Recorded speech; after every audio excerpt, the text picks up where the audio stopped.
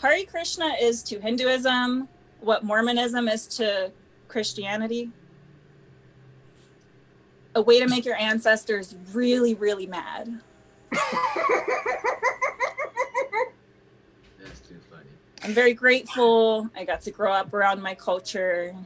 I got to wear saris to temple. Really fun. Kind of prepared me for rolling joints. Just wrap it around and wrap it around. When I was in high school, a peer asked me, hey, do they worship you in your country? Because they worship cows, right? And I haven't been to India, so I don't fucking know.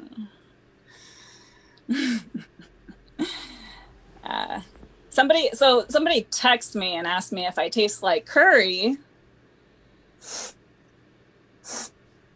I don't know what they're talking about, where they're meaning, but I checked myself on Yelp and I have a 4.5-star review. Yeah.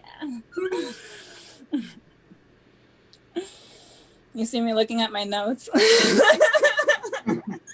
It's okay. It's okay. There's no discomfort once you turn the mic off, right? I don't know. Maybe there's. Okay. Anyways, cultural appropriation. That's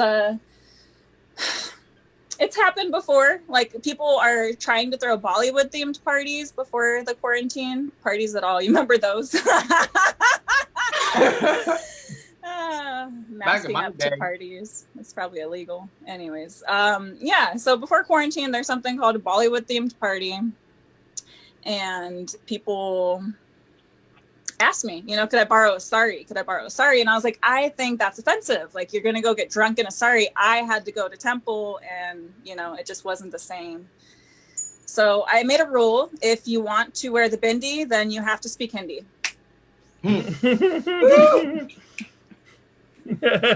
AC's face. It's been fun in Seattle. I travel there. I was actually born in Hawaii. In Hawaii, people get tans, and Seattle people get pale. Yeah, it's a difference.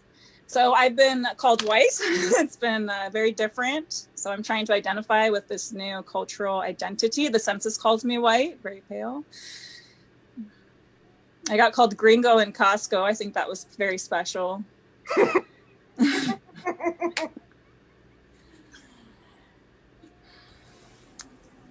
I am very lucky that my parents had something in common. They're the ones who gave me, you know, this face. That's cool. What they had in common is mental illness. Yeah. Whoa. Mom and dad. I don't know if he fucked the crazy into her or out of her, but woo, here I am. I respect my parents. They did the best with what they had, you know. My father, he had paranoia with schizophrenia.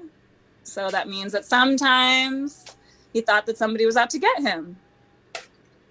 And my mother, with manic depressive bipolar, half of the time, she kind of was out to get him.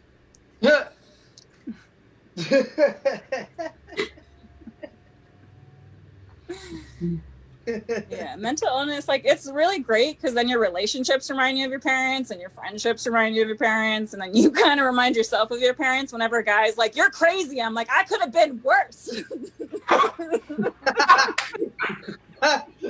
Yes. Yeah, I didn't look up to them. I was just always looking sideways. I was like, I don't think. All right, no, we're just gonna relearn that later. In my first healthy relationship, I told him I wasn't going to nag him for a week. We've been together 2 years, so I lasted 12 hours. Anyways, don't make that bet. It's a shitty bet. Anyways, okay, I'm going to talk about eggs. I said anyways like 37 times. I don't know why I'm saying that. Thank you, Dante. So Hawaii, I like to keep in touch with the words in Hawaii. It's a beautiful language. Kama'aina, aloha, mahalo. Well, mahalo. Anyways, so new relationship. We try to have a safe word just so that we're all on the same page. Communication is very important, and so bringing in that Hawaii influence from my life. Our safe word is humu humu nuku nuku apua'a. I'm Umi Om. Thank you.